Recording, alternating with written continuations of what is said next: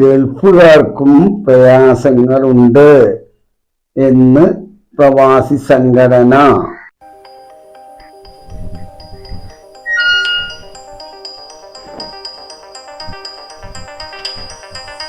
ആരാ? സുരേഷ് ചേട്ടന്റെ വീടല്ലേ ഇത്? ഞാൻ തന്നെയാണ് സുരേഷ്.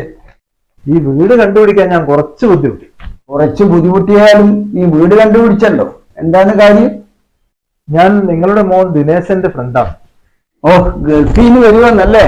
എന്നാ ഇരിക്കാനൊന്നും നേരമില്ല ഏട്ടാ. സുഹൃത്തുക്കളെ ഗൾഫിൽ നിന്ന് ഒരുപാട് സാധനങ്ങൾ തന്നിട്ടുണ്ട്. അവരവരെ വീട്ടിൽ എത്തിക്കണ്ടേ അതൊക്കെ.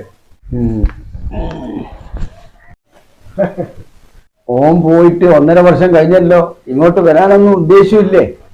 ഇപ്പൊ കമ്പനി നല്ല തിരക്കാണ്, അതുകൊണ്ടാണ് ലീവ് കിട്ടാത്തത്. എന്ത് ജോലി തിരക്ക്? കിട്ടുന്ന ശമ്പളം മുഴുവൻ ദൂർത്തടിച്ച് തീർക്കുന്നുണ്ടാവും. പിന്നെ എങ്ങനെ ഇങ്ങോട്ട് വരുക? നിങ്ങളെ മോൻ ശരിയായ പിസ്കനാണ്. 10 പൈസ 10 ദിറം ചെലവാക്കില്ല. അവനോട് ഞാൻ പറഞ്ഞതാ, എന്തെങ്കിലും ഒരു ബിസിനസ് ചെയ്ത് ഇവിടെ തന്നെ കൂടാന്ന്. നാട്ടിൽ എന്ത് ബിസിനസ്? അല്ല, നിങ്ങൾ എന്ത് ബിസിനസ്സാ ഉദ്ദേശിക്കുന്നത്? ഈ തൂവലുകൾ പേക്കാക്കി വിൽക്കുന്ന ഒരു സംഭവമുണ്ട്, അതാ ഞാൻ പറഞ്ഞത്. തൂവല് പാക്കറ്റാക്കി വിൽക്കുന്നതാ? നീ ചിരിക്കണ്ട, ഞാൻ കാണിച്ചു തരാം.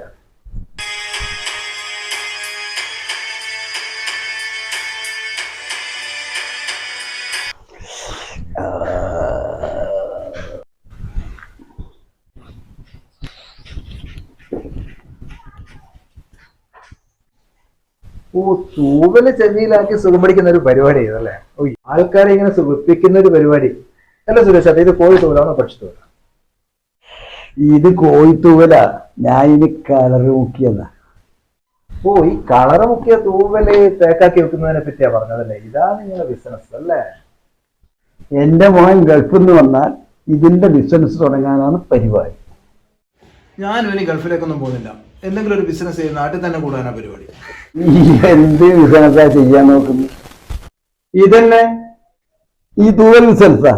അതന്നെ. ആദ്യം ഞാനൊരു സൂപ്പർ ബിസിനസ് ആക്കും. എന്നാ നിന്റെ പേരിൽ ഞാൻ കേസ് കൊടുക്കും. കേസ് കൊടുക്കോ? അതെന്താ എന്റെ പേരില്ല? ഇത് എന്റെ ബിസിനസ് ഐഡിയ.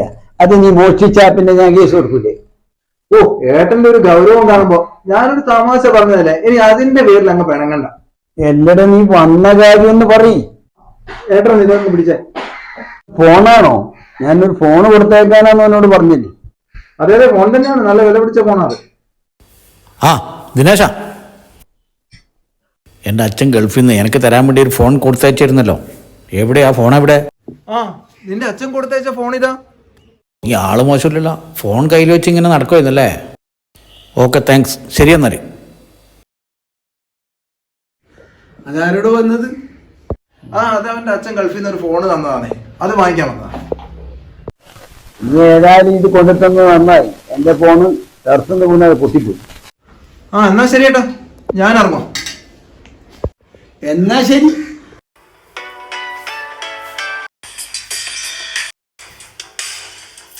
എന്താടാ, എന്ത് പറ്റി? നീ എന്താ പാന്റിന്റെ കീശയിലും തപ്പുന്നു?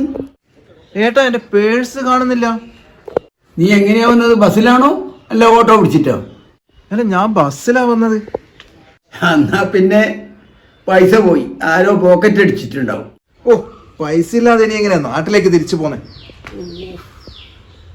ഈ ബേജാറാണ്ടോ? പൈസ എത്രയുണ്ട് പേഴ്സിന്? ഒരു 5000 റുപ്യ ഉണ്ടായിന് അതിനകത്ത്. 5000 റുപ്യ ഉണ്ടേനോ? നീ എന്ത് പണിയാന്നെടുത്ത്?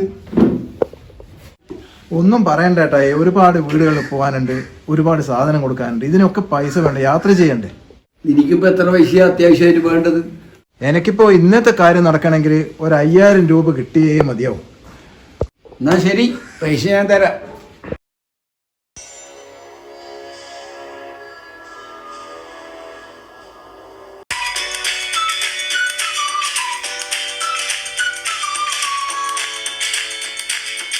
ഇതാ 5000 ഉണ്ട്, നീ പിന്നെ കൊണ്ടു തന്നാ മതി. ഏട്ടൻ എന്നെ കൊണ്ട് ആകെ പ്രയാസമായി അല്ലേ? എന്ത് ചെയ്യാനാണ്? സാരല്ലേട്ടാ, ഞാൻ എത്തിക്കാം. തിരക്കില്ല, നീ ഗൾഫിൽ പോകുന്നതിന് മുമ്പിൽ എനിക്ക് എത്തിച്ചാൽ മതി. ഓക്കെ, ശരി ചേട്ടാ, ഞാൻ എത്തിക്കാം. ഗൾഫുകാരൻ്റെ ഒരു ബുദ്ധിമുട്ട്.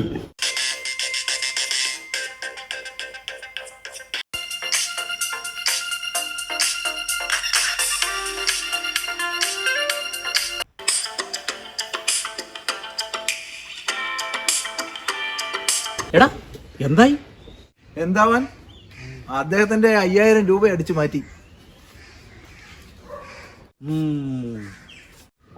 അത് എണ്ണൊന്നും വേണ്ടാന്നേ, 5000 ഉണ്ട്. നമുക്കിനി അടുത്ത വീട്ടിലേക്ക് പോവാം. 5000 കൃത്യമുണ്ട്. പിന്നെ കുറച്ചകലെ ഒരു ഗൾഫുകാരൻ്റെ വീടുണ്ട്. അവിടെ വൃദ്ധയായ അമ്മ മാത്രമേ താമസമുള്ളൂ.